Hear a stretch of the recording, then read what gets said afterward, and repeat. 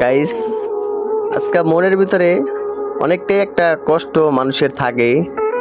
তো বাট আমারও তো এরকম হলো। তো আমার মনের ভিতরে অনেকই কষ্টটা আছে আজকে। তো বাট আমি যে ঘুরতে বের হব, তাহলে আমার তো কোনো প্ল্যান ছিল না।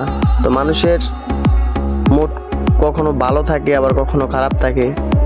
তো আমি তারপরও এত মনের ভিতরে এত বেদনার পরও তাও আজকে আমি পড়তে আসছি। তো আমার তো অনেক ভালো লাগতেছে। তো বাট আসলে না গাইস, আমার মনটা না এরকম লাগে বলার মতো না। তো কিছু কিছু সময় তো নিজের বাঁচতে ইচ্ছে করে না। তো বাট তারপরেও মনে করেন যে পৃথিবীর ভিতরে তো সবাইকে হাসি ঠাট্টা দুষ্টামি ফাজলামি সব নিয়েই, দুঃখ কষ্ট বেদনা সব নিয়েই বাঁচতে হয়।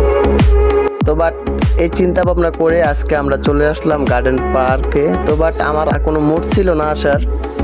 তো আমাকে 4-5 জনে ধরে অনেক রিকোয়েস্ট করে নিয়ে আসলো। তো মনটা খুবই খারাপ ছিল, এই কারণে কোনো ইচ্ছা ছিল না। যাই হোক, বাগ্নি অনেকেই হাসার জন্য করলো, যাক হাসি হেসেই দিলাম। তারপরও বাগ্নির কথা রাখতে পারলাম না।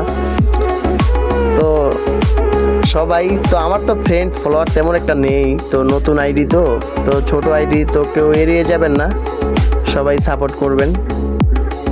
আমিও আপনাদের সাপোর্ট করবো, সমস্যা নাই। তো গাইস, তো আমার মনটা তো তেমন একটা ভালো না। তো যাই হোক, বাগ্নি অনেকে আমার হাসার জন্য চেষ্টা করে, তো আমিও হাসি। তো ওর কথা আমি কখনো করি না। তো ভালো থাকবেন, সুস্থ থাকবেন। ভিডিওটা এই পর্যন্তই। আল্লাহ হাফেজ।